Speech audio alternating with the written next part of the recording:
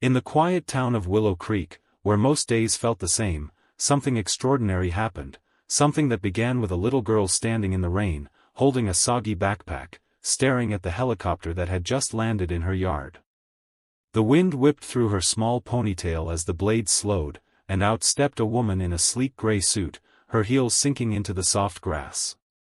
The woman's eyes were glossy, like she had cried all morning. And when she looked at the little girl, she whispered, "I came to thank you. You changed my life." It's hard to imagine a day that begins with disappointment and ends with a helicopter in your yard. But that's exactly what happened to 11-year-old Emma Lewis, a girl who missed the most important exam of her year because she chose kindness over everything else. And it all began long before the helicopter touched down, on a morning that felt like it was heading in the opposite direction of a miracle.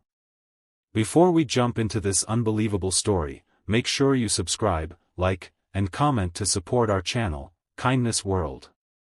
Your support helps us share more heartwarming stories that remind us that kindness truly matters. That morning, the sun hadn't even risen when Emma tiptoed into the kitchen. Her dad, Mark, a single father working double shifts at the local hardware store, was slumped over the table, asleep on a pile of unpaid bills. His hair was messy, his glasses crooked, and a cold cup of coffee sat untouched beside him. Emma carefully draped a blanket over his shoulders and prepared her own breakfast, just like she always did. Today was her big exam day. She had studied for weeks, determined to make her dad proud. She wanted to show him that all his sacrifices, missing dinners, working holidays, taking night shifts, weren't for nothing. She imagined him smiling, hugging her tight, maybe even taking a rare evening off to celebrate. After breakfast, she grabbed her backpack and was out the door, jogging toward the bus stop. The crisp air filled her lungs, and she felt excited, nervous, hopeful. But as she reached the old oak tree by the corner, she saw something that made her skid to a stop. A black car had crashed into a street lamp. Steam hissed from under the hood. The driver's door was open, and a woman in a business suit sat on the curb, clutching her ankle, wincing in pain. "Ma'am? Are you okay?"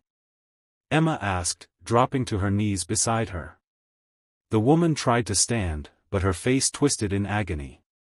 I think I sprained my ankle. My phone died. I was trying to get to a meeting. I'm late. I'm so late." Emma's eyes flicked between the woman and the road where she could already see her school bus approaching in the distance. Her heart began to pound. This was her last chance to make the exam. Missing it would mean repeating the grade, or worse, disappointing her dad. The bus slowed at the stop.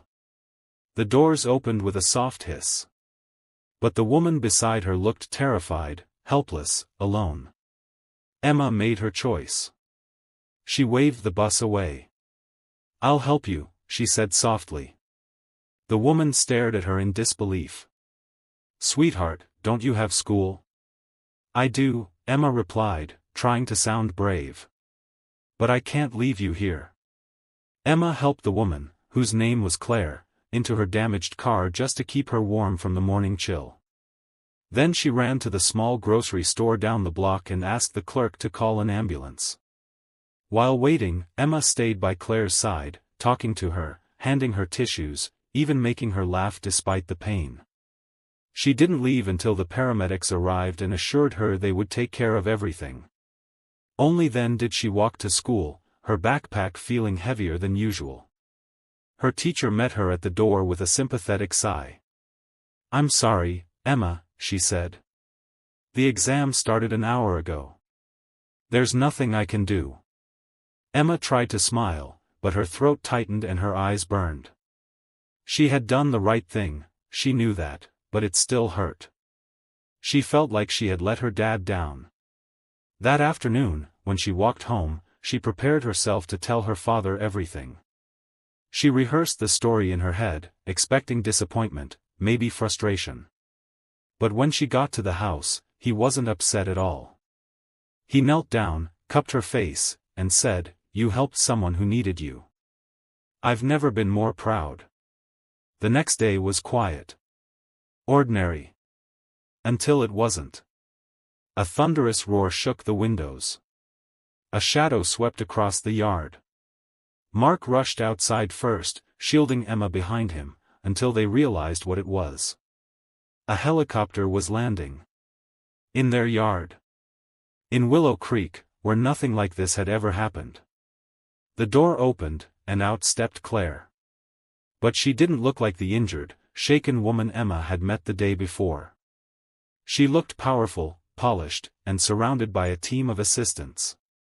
Emma froze. "Miss Claire?" Claire laughed softly. "It's Claire Dawson," she said. "CEO of Dawson Industries." Mark almost choked on his breath. Claire limped slightly toward Emma and knelt with difficulty. Her voice was thick with emotion. "You gave up something important to help me." No hesitation. No questions. Just kindness. She reached into her bag and pulled out a sealed certificate. "I called your school. They're allowing you to retake your exam next week. Anne. I'd like to sponsor your education moving forward." Emma's mouth fell open. "What does that mean?"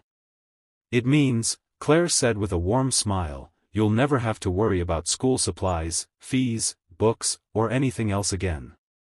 I want to invest in your kindness. Children like you change the world." Mark's eyes filled with tears he didn't bother hiding. But Claire wasn't finished. She turned to him and said, "Your daughter reminded me of who I used to be, before success made me forget the importance of people. Because of her, I made a decision this morning. My company is launching a new initiative to help single-parent families. And I'd like to begin with yours." Emma threw her arms around Claire, who let out a small laugh through her tears. It wasn't just gratitude, it was a moment of two lives crossing at exactly the right time. The helicopter stayed only minutes more, but the impact of that visit lasted forever. That simple act of kindness, an act that cost Emma her exam, her mourning, and her comfort, ended up rewriting not just her future, but her father's, Claire's, and countless families who would someday benefit from the CEO's new mission. Sometimes kindness looks small. Sometimes it looks like a little girl holding a stranger's hand on the side of the road. But the ripples it creates can stretch further than any of us could imagine. And in Willow Creek, the people still talk about the day a helicopter landed in the yard of a single dad, not because of luck, or fame, or fortune, but because a little girl chose kindness when it mattered most. In the end, the message is simple: kindness doesn't cost much, but its value is immeasurable. When you give it freely, life finds a way to bring it back to you, sometimes in ways you'd never expect. So wherever you are, whatever your day looks like, choose kindness. It just might change someone's world, and your own.